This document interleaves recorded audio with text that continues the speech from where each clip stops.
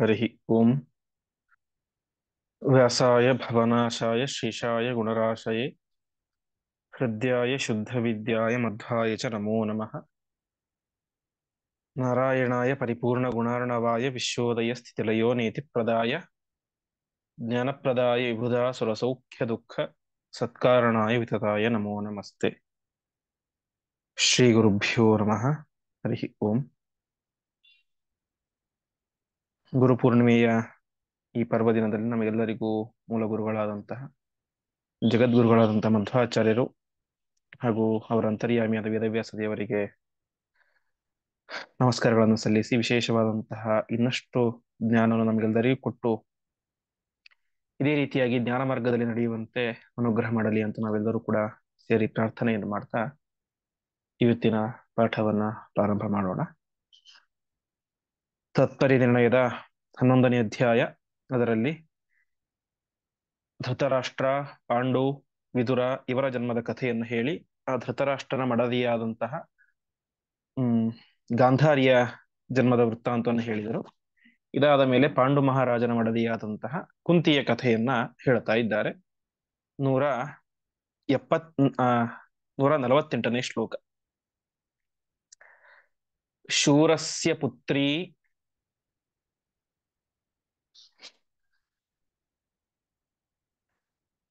ಗುಣಶೀಲ ರೂಪ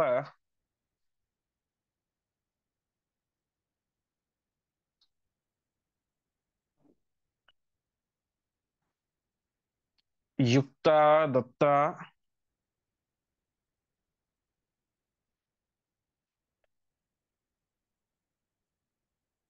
ಸಖ್ಯುರೇವ ಸ್ವಪಿತ್ರ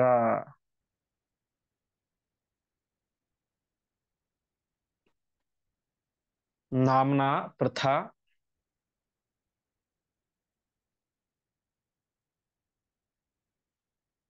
ಕುಂತಿ ಭೋಜಸ್ಯ ತೇನ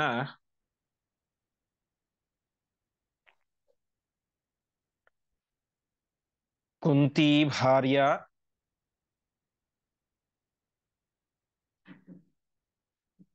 ಪೂರ್ವದೇಹೇಪಿ ಪಾಂಡೋಃ.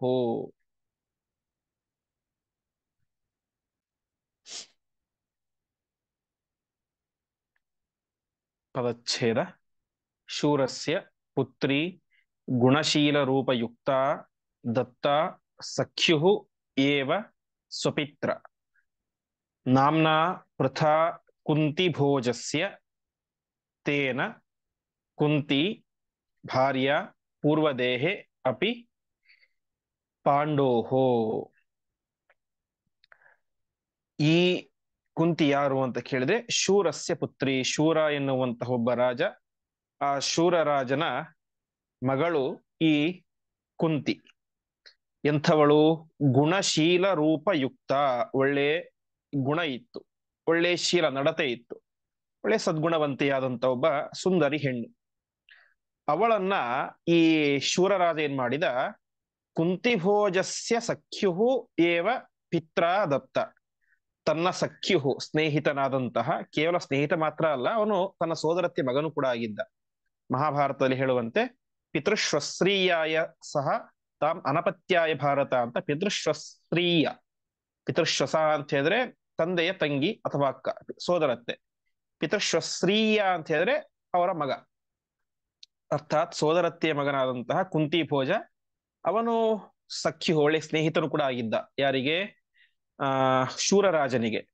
ಅಂತಹ ಶೂರರಾಜ ತನಗೆ ಹುಟ್ಟಿದಂತಹ ಹೆಣ್ಣು ಮಗಳನ್ನ ತಾನೇನ್ ಮಾಡಿದ? ಕುಂತಿ ಭೋಜರಾಜನಿಗೆ ದತ್ತು ಕೊಟ್ಟ.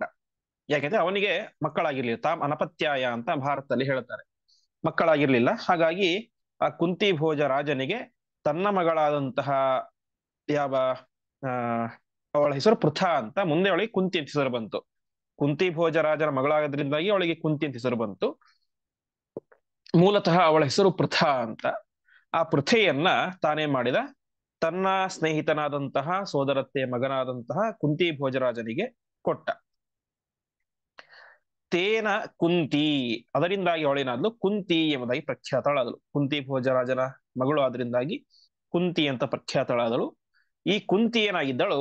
ಪೂರ್ವದೇಹೇಪಿ ಪಾಂಡೋಹ ಭಾರ್ಯ, ಹಿಂದೆಯೂ ಕೂಡ ಪಾಂಡುರಾಜರ ಹೆಂಡತಿಯೇ ಆಗಿದ್ದಳು ಅಂತ ಹೇಳ್ತಾ ಇದ್ದಾರೆ ಆಚಾರ್ಯರು. ಅದಕ್ಕೆ ಪ್ರಮಾಣವಾಗಿ ನಮಗೆ ಮಹಾಭಾರತದಲ್ಲಿ ಸಿಗುತ್ತೆ. ಸಿದ್ಧಿ ಧೃತಿಶ್ಚಯೇ ದೇವ್ಯೋ ಪಂಚಾನ ಮಾತರೌಚತೆ ಕುಂತಿ ಮಾದ್ರೀಚ ಜಜ್ಞಾತೆ ಮತಿಸ್ತು ಸುಬಲಾತ್ಮಜ ಅಂತ. ಸಿದ್ಧಿ ಮತ್ತು ಧೃತಿ ಅಂತ ಇಬ್ಬರು ಈ ಪರಾವಹನ ಹೆಂಡತಿಯರು ಮೂಲತಃ. ಅಂದ್ರೆ ಯಾರು? ಪಾಂಡು ಮಹಾರಾಜ ಮೂಲತಃ ಪರಾವಹ ಎನ್ನುವಂತಹ ಮರುದ್ದೇವತೆ, ಅವನ ಹೆಂಡತಿಯರು ಯಾರು? ಸಿದ್ಧಿ ಮತ್ತು ಧೃತಿ ಅಂತ. ಆ ಸಿದ್ಧಿಯೇನೆ ಕುಂತಿಯಾಗಿ ಹುಟ್ಟಿದಳು, ಧೃತಿಯೇನೆ ಮಾದ್ರಿಯಾಗಿ ಹುಟ್ಟಿದಳು ಅಂತ ಅಲ್ಲಿ ಹೇಳ್ತಾರೆ. ಇನ್ನು ಆ ಸುಬಲಾತ್ಮಜ ಅರ್ಥಾತ್ ಸುಬಲರಾಜನ ಮಗಳಾದಂತಹ ಗಾಂಧಾರಿ ಏನಿದ್ದಾಳೆ, ಅವಳು ಕೂಡ ಒಬ್ಬ ಮತಿ ಎನ್ನುವಂತಹ ಒಬ್ಬ ದೇವತೆ ಅಂತ ಹೇಳ್ತಾರೆ ಮಹಾಭಾರತದ ಆ ಆದಿಪರ್ವದಲ್ಲಿ. ಒಟ್ಟಿನಲ್ಲಿ ಪ್ರಕೃತದಲ್ಲಿ ಕುಂತಿ ಅವಳು ಹಿಂದೆ ಅವಳು ಏನಾಗಿದ್ದಳು? ಪಾಂಡುರಾಜ ಹೆಂಡತಿಯೇ ಆಗಿದ್ದಳು ಪರಾವಹ ರೂಪದಲ್ಲಿ. ಅವಳ ಹೆಸರು ಸಿದ್ಧಿ ಎಂಬುದಾಗಿ ಹೇಳ್ತಾರೆ. ವಾದಿರಾಜರು ತಮ್ಮ ವ್ಯಾಖ್ಯಾನದಲ್ಲಿ ಸ್ವಲ್ಪ ಬೇರೆಯಾಗಿ ಹೇಳ್ತಾರೆ. ಅಲ್ಲಿ ಅಲ್ಲಿ ಕೂಡ ಅವಳ ಹೆಸರು ಕುಂತಿ ಎಂಬುದಾಗಿ ಇತ್ತು ಅಂತ ವಾದಿರಾಜರ ಅಭಿಪ್ರಾಯ. ಉಳಿದ ವ್ಯಾಖ್ಯಾನಕಾರರು ಅರ್ಥಾತ್ ಜನಾರ್ದನಾಚಾರ್ಯರು, ತಾಮ್ರಪರ್ಣಿಯಾಚಾರ್ಯರು ಮುಂತಾದಂತಹ ಅನೇಕ ವ್ಯಾಖ್ಯಾನಕಾರರ ಅಭಿಪ್ರಾಯ ಅವಳ ಹೆಸರು ಸಿದ್ಧಿ ಅಂತ. ಒಟ್ಟಿನಲ್ಲಿ ಹಿಂದಿನ ಜನ್ಮದಲ್ಲಿ ಅವಳ ಹೆಂಡತಿಯಾಗಿದ್ದಳು ಅನ್ನೋದ್ರಲ್ಲಿ ಏನು ವಿವಾದ ಅನ್ನೋದಿಲ್ಲ. ಹೀಗೆ ನಿಯತ ಪತ್ನಿಯಾದಂತಹ, ಯಾವ ನಿಯತ ಅಂದ್ರೆ ನೇಮೇನ ಅವರದೇ ಪತ್ನಿ ಅಂತ, ಆ ಪತ್ನಿಯಾದಂತಹ ಸಿದ್ಧಿ ತಾನು ಈ ಜನ್ಮದಲ್ಲಿ ಕುಂತಿಯಾಗಿ ಹುಟ್ಟಿ ಆ ಪಾಂಡು ಮಹಾರಾಜರ ಹೆಂಡತಿಯಾದಳು ಎಂಬುದಾಗಿ ತಿಳಿಸ್ತಾ ಇದ್ದಾರೆ. ಮುಂದೆ ಕೂರ್ಮಶ್ಚ ನಾಮ್ನ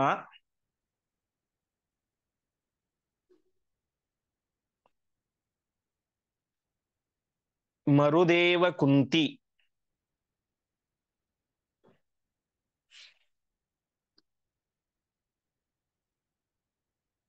ಭೋಜೋಥೈನಾಂ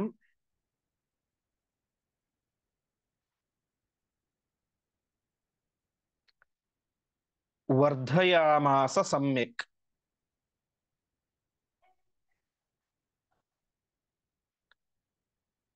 ತತ್ರಾಗಮತ್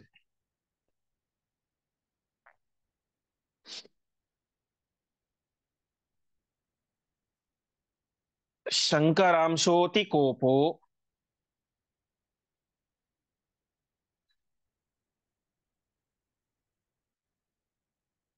ದುರ್ವಾಸಾಸ್ತಂ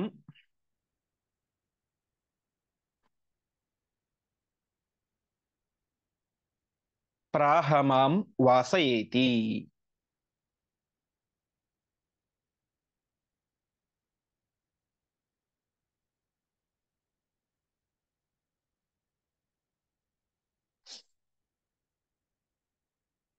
ಪದಚ್ಛೇದ. ಕೂರ್ಮಃ ಚ ನಾಮ್ನ ಮರುತ್ ಏವ ಕುಂತಿ ಭೋಜಃ ಅಥ ಏನಾಂ ವರ್ಧಯಾಮಾಸ ಸಮ್ಯಕ್. ತತ್ರ ಅಗಮತ್ ಶಂಕರಾಂಶಃ ಅತಿಕೋಪಃ ದುರ್ವಾಸಾಃ ತಂ ಪ್ರಾಹ ಮಾಂ ವಾಸಯ ಇತಿ. ಈ ಕುಂತಿ ಭೋಜ ರಾಜ ಯಾರು ಅಂತ ಹೇಳಿದ್ರೆ ಮೂಲತಃ ಅವನು ಕೂರ್ಮನಾಮ ಮರುತ್. 49 ಜನ ಮರುದ್ದೇವತೆಗಳಲ್ಲಿ ಕೂರ್ಮ ಎನ್ನುವಂತ ಒಬ್ಬ ಮರುದ್ದೇವತೆ ಈ ಕುಂತಿ ಭೋಜ ರಾಜ. ಈ ಕುಂತಿ ಭೋಜ ರಾಜ ಏನಾಂ ಸಮ್ಯಕ್ ವರ್ಧಯಾಮಾಸ, ಈ ಕುಂತಿಯನ್ನ ಸಮ್ಯಕ್ ಚೆನ್ನಾಗಿ ವರ್ಧಯಾಮಾಸ ಬೆಳೆಸಿದ. ಅರ್ಥಾತ್ ತನ್ನ ಸ್ವಂತ ಮಗಳಾಗದೆ ಹೋದರೂ ಕೂಡ ಅತ್ಯಂತ ಪ್ರೀತಿಯಿಂದಾಗಿ ಅವಳನ್ನ ಸ್ವಂತ ಮಗಳ ರೀತಿಯಲ್ಲಿ ನೋಡಿಕೊಂಡ, ಅವಳನ್ನ ಬೆಳೆಸಿದ. ಹೀಗೆ ಬೆಳಿಬೇಕಾದ್ರೆ ಏನಾಯ್ತು?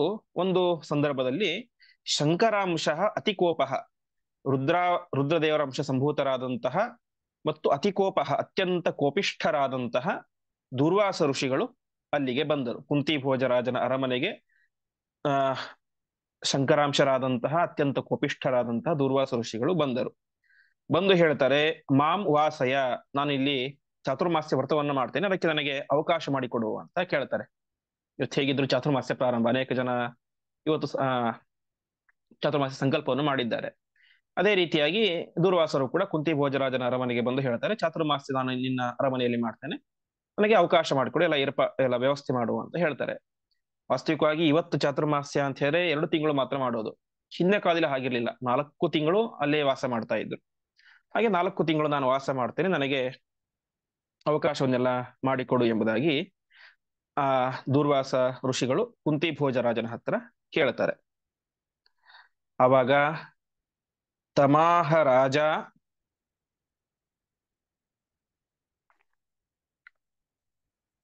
ಯದಿ ಕನ್ಯಕಾಯಾಃ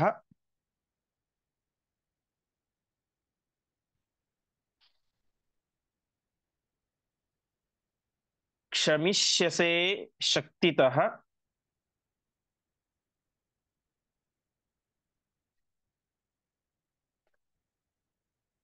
ಕರ್ಮಕರ್ತ್ರ್ಯಾಃ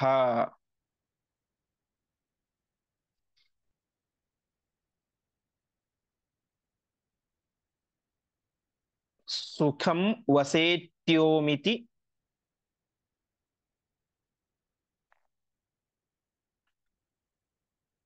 ತೇನ ಚೋಕ್ತೆ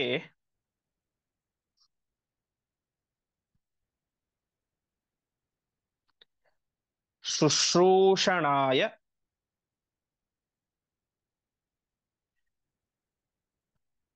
ಆದಿಶದಾಶು ಕುಂತೀಂ.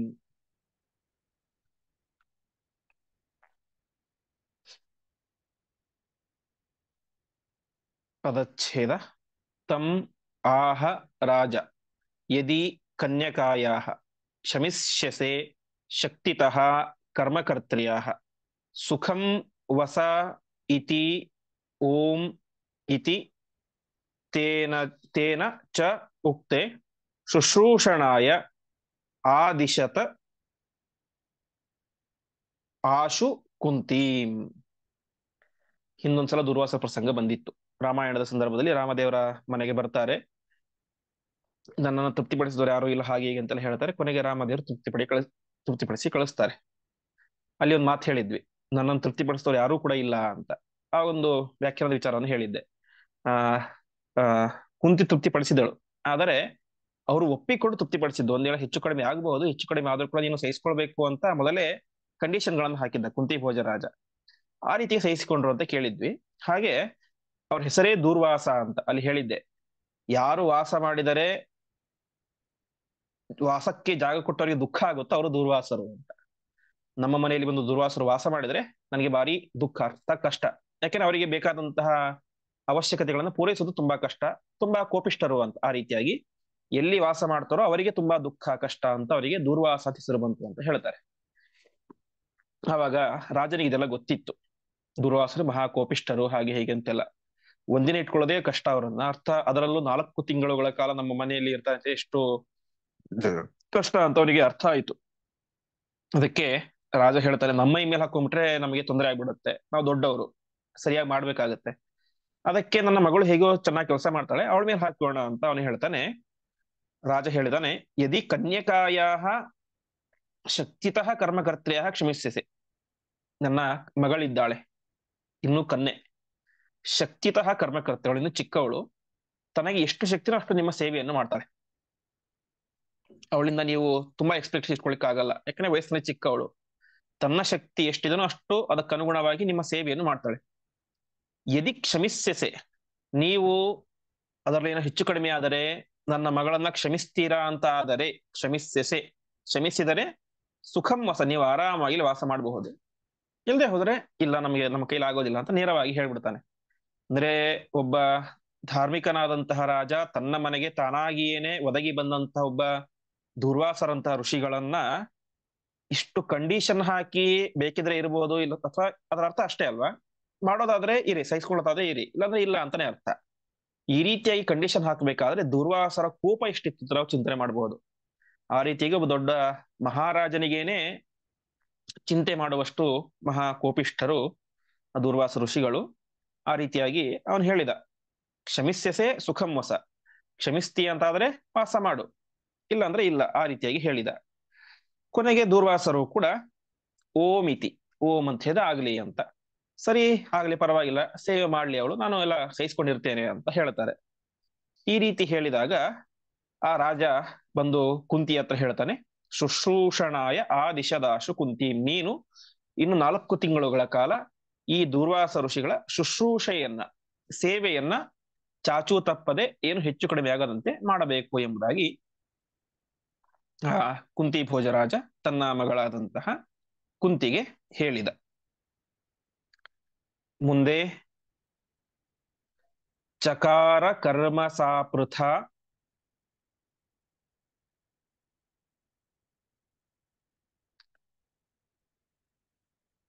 ಮುನೇಃ ಸುಕೋಪನಸ್ಯ ಹಿ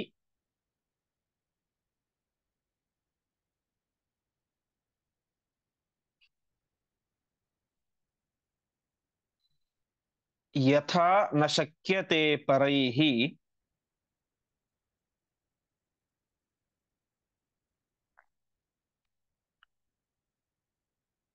ಶರೀರ ವಾಂಗ್ಮನೋನುಗ.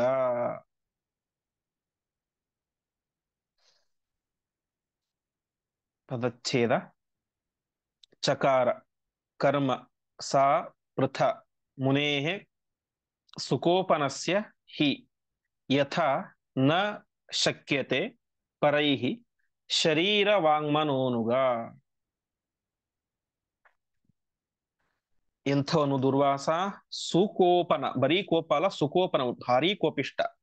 ಭಾರೀ ಕೋಪಿಷ್ಠನಾದಂತಹ ಆ ಯಾವ ದುರ್ವಾಸರ ಶರೀರ ವಾಂಗ್ಮನೋನುಗ, ದೇಹ ಮತ್ತು ಮನಸ್ಸು ಅದಕ್ಕೆ ಸರಿಯಾಗಿ, ಅರ್ಥಾತ್ ಅವರ ಯಾವ ಯಾವ ಸಮಯಕ್ಕೆ ಏನೇನು ಬೇಕು ಅಂತ ಅವರ ಮನಸ್ಸನ್ನು ಅರ್ಥ ಮಾಡಿಕೊಂಡು, ಅವರ ದೇಹಕ್ಕೂ ಯಾವ್ದಾವ್ದ್ಯಾವ್ದು ಸಂದರ್ಭಕ್ಕೆ ಬೇಕು ಅಂತ ಅರ್ಥ ಮಾಡಿಕೊಂಡು, ಒಟ್ಟಿನಲ್ಲಿ ಅವರಿಗೆ ಅನುಗುಣವಾಗಿ ಅವರಿಗೆ ಕಿಂಚಿತ್ತೂ ಲೋಪದೋಷಗಳು ಆಗದಂತೆ ಯಥಾನ ಶಕ್ಯತೆ ಪರೈಹಿ, ಪರೈಹಿ ಅಂದ್ರೆ ಬೇರೆಯವರು, ಬೇರೆಯವರ ಕೈಯಿಂದ ಮಾಡಲಿಕ್ಕೆ ಸಾಧ್ಯವಾಗದೇ ಇರುವಂತಹ ಉತ್ತಮವಾದಂತಹ ಸೇವೆಯನ್ನ ಸಾ ಪೃಥ ಚಕಾರ.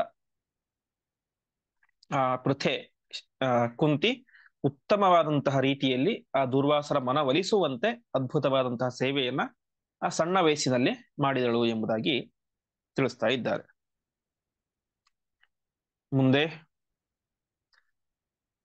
ಸಂವತ್ಸರ ತ್ರಯೋದಶಂ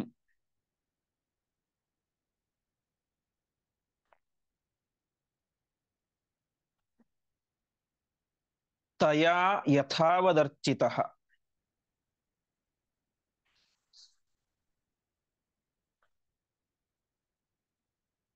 ಉಪಾದಿಶತ್ ಪರಂ ಮನುಂ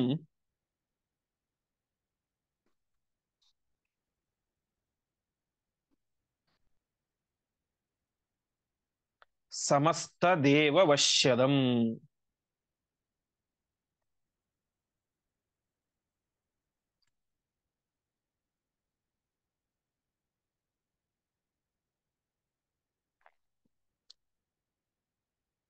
ಪದಚ್ಛೇದ.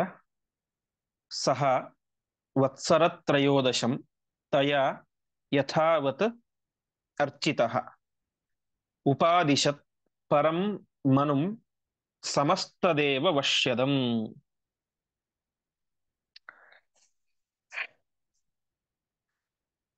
ಆ ದುರ್ವಾಸರನ್ನ ವತ್ಸರ ತ್ರಯೋದಶ 13 ವರ್ಷದ ತನಕ ಸೇವೆ ಮಾಡಿದಳು ಅಂತ ಇದೆ. ಇದರಲ್ಲಿ ಕೆಲವೊಂದಿಷ್ಟು ಭಿನ್ನಾಭಿಪ್ರಾಯಗಳಿದ್ದಾವೆ. ಕೆಲವು ವ್ಯಾಖ್ಯಾನಕಾರರು ಅವಳಿಗೆ 13 ವರ್ಷ ಆಗುವ ತನಕ ಸೇವೆ ಮಾಡಿದಳು ಅಂತ ಹೇಳ್ತಾರೆ. ಕೆಲವರು 13 ವರ್ಷಗಳ ಕಾಲ ಅರ್ಥಾತ್ 13 ಇಯರ್ಸ್ ಸೇವೆ ಮಾಡಿದಳು ಅಂತ ಹೇಳ್ತಾರೆ. ಮಹಾಭಾರತದಲ್ಲಿ ಹೇಳುವಂತೆ ದುರ್ವಾಸ ವತ್ಸರಸ್ಯಾಂತೆ ದದೌ ಮಂತ್ರ ಮನುತ್ತಮಂ ಅಂತ ವತ್ಸರಸ್ಯ ಅಂತ ಏಕವಚನ ಪ್ರಯೋಗ ಮಾಡಿದ್ದಾರೆ. ಹಾಗಾಗಿ ಬಹುಶಃ 1 ವರ್ಷ ಸೇವೆ ಮಾಡಿರಬಹುದು, ಅವಳಿಗೆ ಆವಾಗ 13 ತುಂಬಿರಬಹುದು ಅಂತ ಅನೇಕ ವ್ಯಾಖ್ಯಾನಗಳ ಅಭಿಪ್ರಾಯ. ಒಟ್ಟಿನಲ್ಲಿ ಏನೇ ಇರಲಿ ನಿಷ್ಠೆಯಿಂದಾಗಿ ಸೇವೆ ಮಾಡಿದಾಳೆ.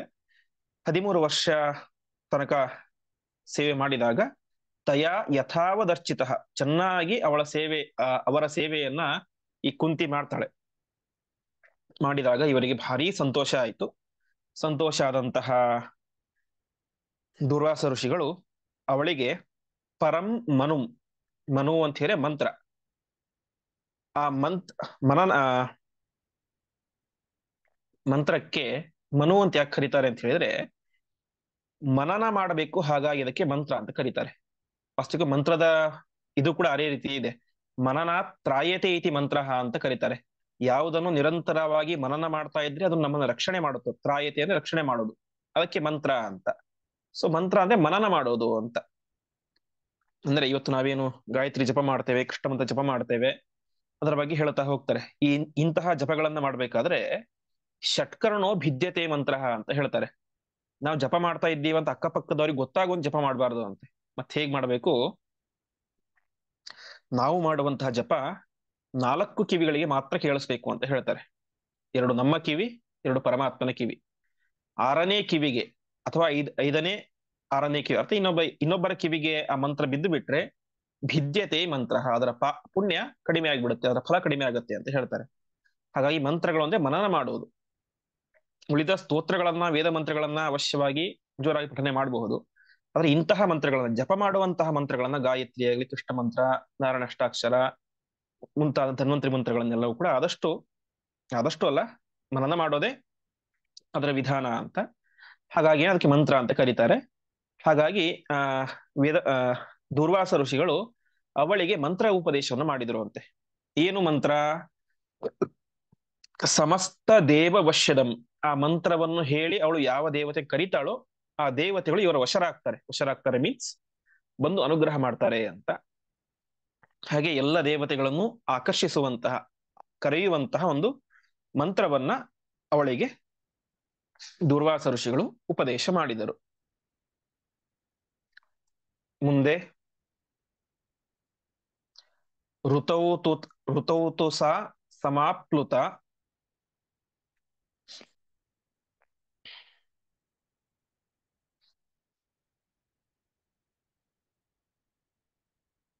ಪರೀಕ್ಷಣಾಯ ತನ್ಮನೋಃ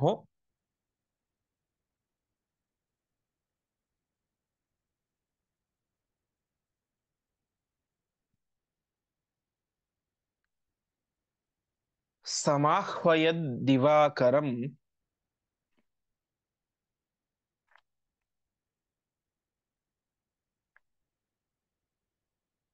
ಸಚಾಜಗಾಮ ತತ್ಕ್ಷಣಾತ್.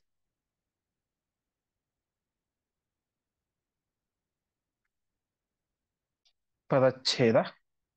ಋತೌ ತು ಸಾ ಸಮಾಪ್ಲುತ ಪರೀಕ್ಷಣಾಯ ತನ್ಮನೋಃ ಸಮಾಹ್ವಯದ್ ದಿವಾಕರಂ ಸಹ ಚ ಆಜಗಾಮ ತತ್ಕ್ಷಣಾತ್. ಕುಂತಿಗೆ ಒಂದು ಸಲ ಅನ್ಸಿತು, ಹುಡುಗಾಟದ ವಯಸ್ಸು, ಋಷಿಗಳೇನೋ ಮಂತ್ರೋಪದೇಶ ಮಾಡಿದ್ದ, ಫಲ ಕೊಡುತ್ತೋ ಇಲ್ಲ ಅಂತ ಟೆಸ್ಟ್ ಮಾಡ್ಬೇಕು ಅನ್ಸಿತು ಅವಳಿಗೆ. ಪಾಪ ಋತೋತು ಸಹ ಸಮಾಪ್ಲುತ, ಋತುಕಾಲದಲ್ಲಿ ಸ್ನಾನ ಮಾಡಿದಳು, ಅರ್ಥಾತ್ 4ನೇ ದಿವಸ ಸ್ನಾನ, ಅದನ್ನೆಲ್ಲ ಮಾಡಿದಳು.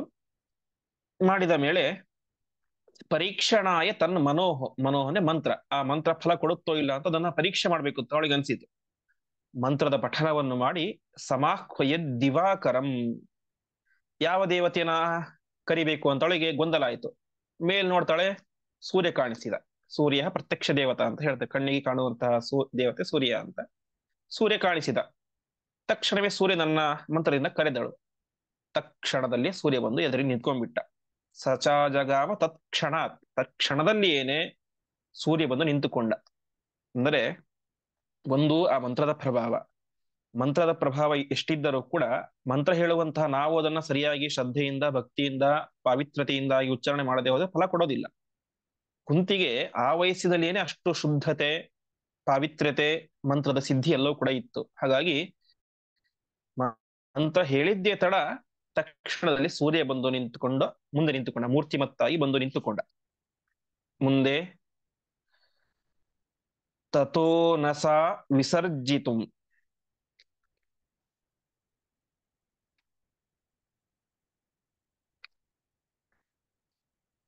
ಶಶಾಕತಂ ವಿನಾರತಿಂ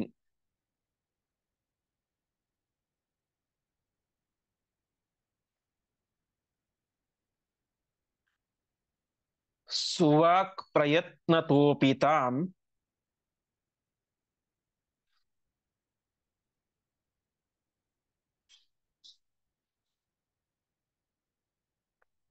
ಅಥಾಸಸಾದ ಭಾಸ್ಕರಃ.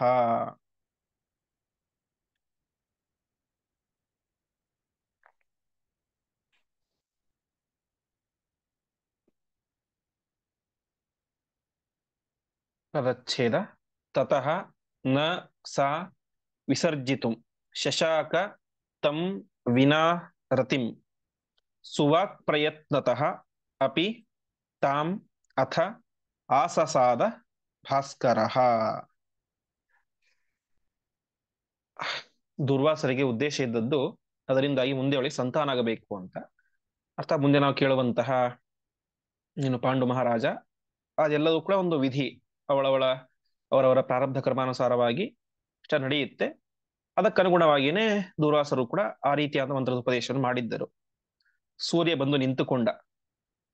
ಕುಂತಿ ಹೇಳ್ತಾಳೆ, ನಾನು ಸುಮ್ಮನೆ ಪರೀಕ್ಷೆ ಮಾಡ್ಲಿಕ್ಕೆ ಈ ಮಂತ್ರದಿಂದಾಗಿ ನಿನ್ನನ್ನು ಕರೆದೆ. ಹಾಗಾಗಿ ನಾನಿನ್ನು ವಿವಾಹ ಆಗದೇ ಇರುವಂತ ಕನ್ಯೆ, ಹಾಗಾಗಿ ನನ್ನ ಜೊತೆಗೆ ಆ ರತಿ ಕ್ರೀಡೆಯಲ್ಲೂ ಕೂಡ ಬೇಡ ಎಂಬುದಾಗಿ ಹೇಳ್ತಾಳೆ. ತಥೋನ ಸಾ ವಿಸರ್ಜಿತುಂ ಶಶಾಕ ತಂ ವಿನಾರತಿಂ. ಅವಳು ವಿಸರ್ಜಿತುಂ, ಅವನನ್ನ ವಾಪಸ್ ಕಳಿಸ್ಲಿಕ್ಕೆ, ವಿಸರ್ಜನೆ ಮಾಡ್ಲಿಕ್ಕೆ, ಕಳಿಸಲಿಕ್ಕೆ ತುಂಬಾ ಪ್ರಯತ್ನ ಮಾಡ್ತಾಳೆ.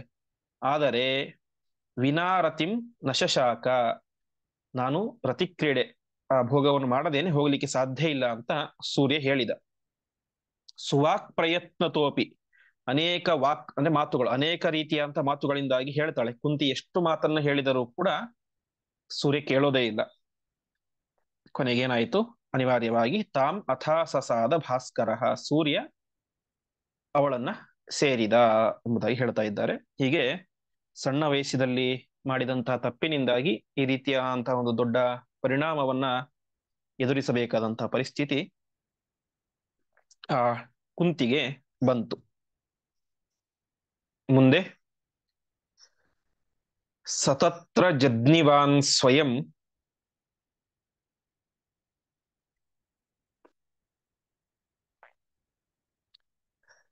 ದ್ವಿತೀಯ ರೂಪಕೋ ವಿಭು.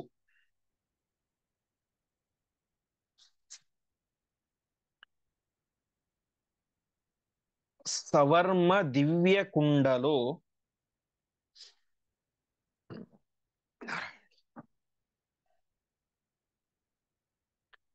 ಜ್ವಲನ್ನಿವ ಸ್ವತೇಜಸ.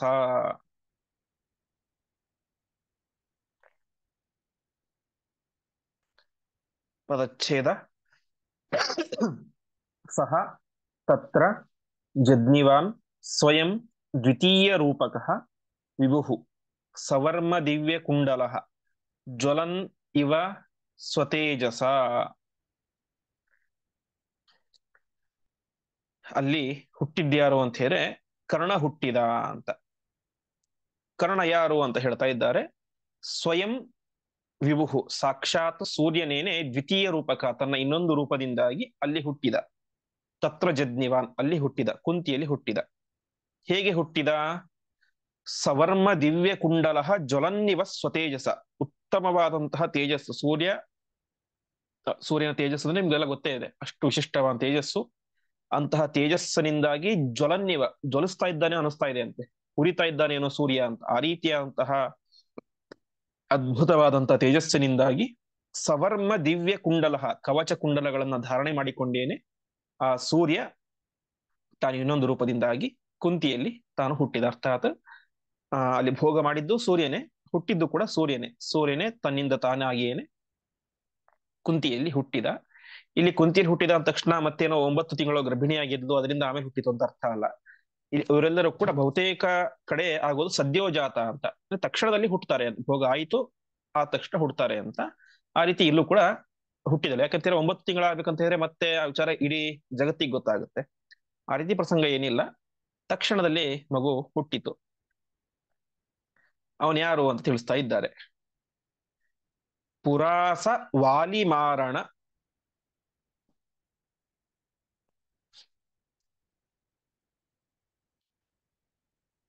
ಪ್ರಭೂತ ದೋಷ ಕಾರಣಾತ್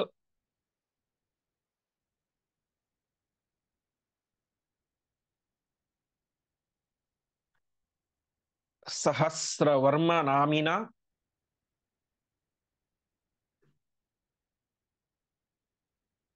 ಸುರೇಣ ವೇಷ್ಟಿತೋಜನಿ.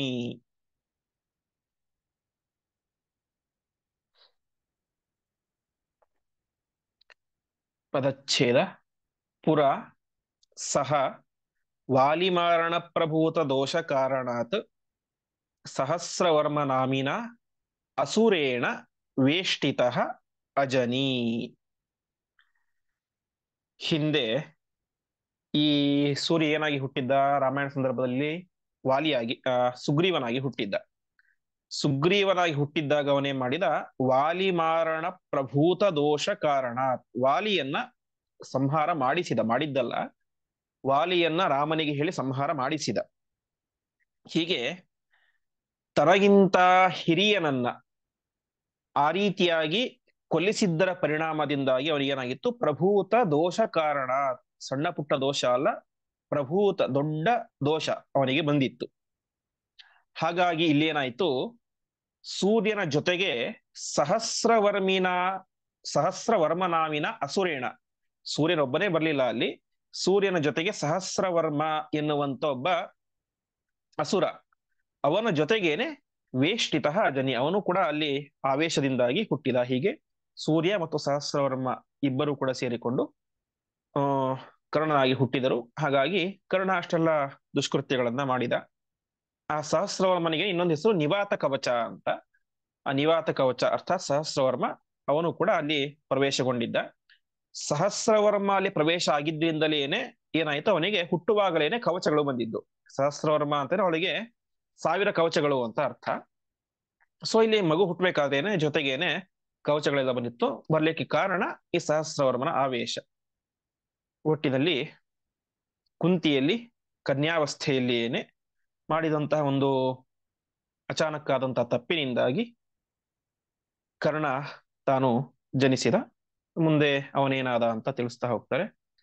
ಆ ಚಿಂತನೆಯನ್ನ ಮತ್ತೆ ಮುಂದಿನ ಪಾಠ, ನಾಳೆ ಪಾಡ್ಯ ಪಾಠ ಇರೋದಿಲ್ಲ, ದ್ವಿತೀಯ ಶನಿವಾರ ಪಾಠ ಇರುತ್ತೆ, ಅವತ್ತಿನ ಪಾಠದಲ್ಲಿ ನೋಡೋಣ ಎಂಬುದಾಗಿ ಹೇಳ್ತಾ ಇಂದಿನ ಪಾಠವನ್ನ